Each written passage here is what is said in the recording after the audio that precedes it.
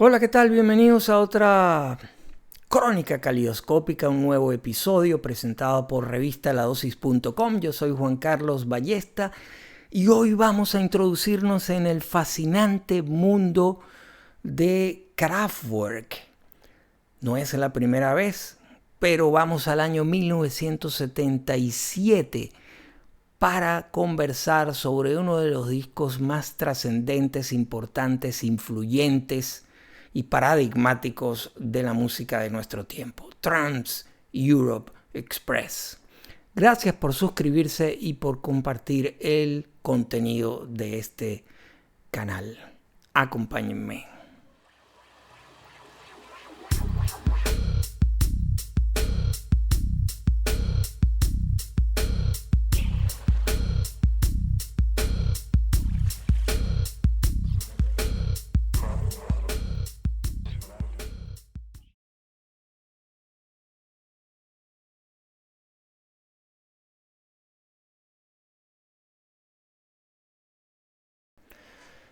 El año 1977 fue un año verdaderamente clave en la historia de la música popular. Por un lado, se produjo la gran explosión del movimiento punk. Aquel año se publicaron los discos más relevantes del sonido punk, tanto en Gran Bretaña como en Estados Unidos, especialmente los grupos neoyorquinos. También estaba en pleno apogeo mundialmente el sonido del disco music. Por lo tanto, había una convivencia entre la música de corte más comercial, más radiable, y la música de un movimiento contestatario que estaba ganando cada vez más terreno. Los grupos que habían sido protagonistas durante la primera mitad de los años 70, en su gran mayoría, trataban de sobrevivir a esa vorágine que se estaba produciendo en esa segunda parte de los años 70. Algunos trataron de reinventarse, otros se separaron, algunos se transformaron en caricaturas de sí mismos y algunos, por supuesto, pudieron seguir conviviendo con lo que ocurría. Dentro de todo ese panorama, en Alemania se estaban produciendo discos de gran calado histórico, que no necesariamente en su momento tuvieron toda la atención mediática. Kraftwerk ya había demostrado 2 años antes que estaba revolucionando el sonido y la escena popular. Lo había hecho con el disco Autobahn en el año 74 y lo consolidó con Radioactivity en el año 1975. Pero todavía faltaba terreno por recorrer. Y en el año 1977, Kraftwerk publica uno de los discos capitales en la historia de la música electrónica, pero también dentro del vasto universo de la música pop. Fue como una especie de puente entre la música electrónica y la música pop. Bautizaba sin quererlo el synth pop, pero también podría hablarse del pop electrónico. Ya habían dejado atrás totalmente cualquier vestigio de instrumentación tradicional, de instrumentación tanto eléctrica, vale decir guitarras, o también acústicas, baterías o flautas que utilizaron en sus primeros años. La instrumentación fue totalmente electrónica y hablamos de la era analógica. Todavía en 1977 no había ningún vestigio de lo que pronto ocurriría con la llegada de la era digital.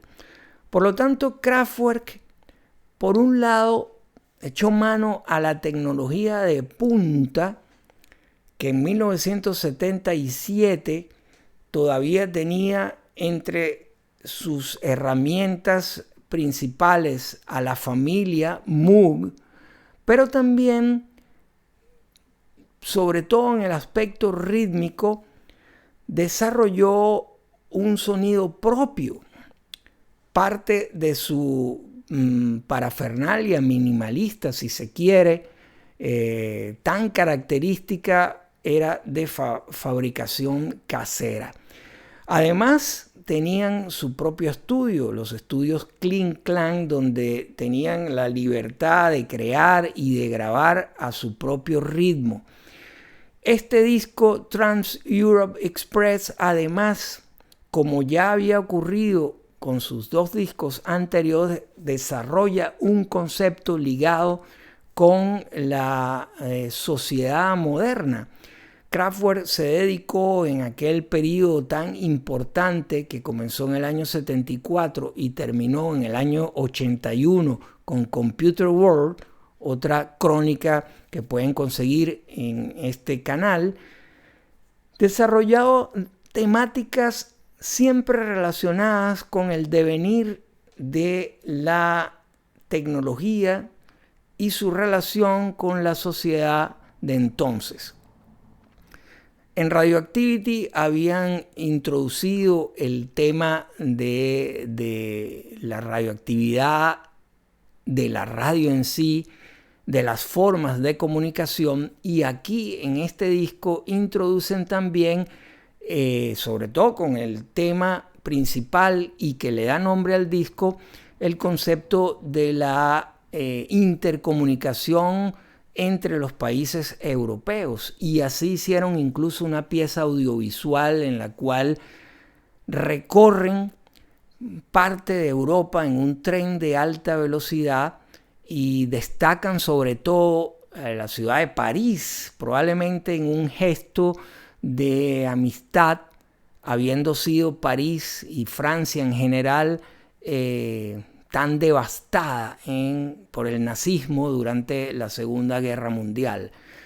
En este disco hay auténticas joyas que hacen de Trans Europe Express un disco verdaderamente atemporal, que escuchado 45 años después sigue sorprendiendo por lo cristalino de su sonido, hecho con instrumentación electrónica analógica que Kraftwerk supo utilizar de manera minimalista, con melodías realmente increíbles.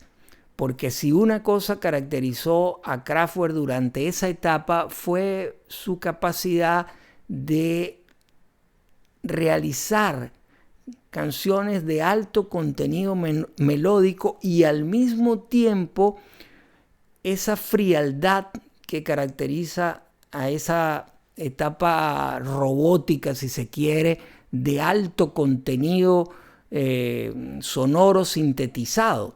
Ese fue un equilibrio que aquí en Trans Europe Express es realmente muy importante, y por ello durante todo este tiempo, 45 años, Kraftwerk, y en específico lo realizado en este disco y en el siguiente, y también todavía en Computer World, ha sido de tanta relevancia para la música electrónica y para la música pop en general.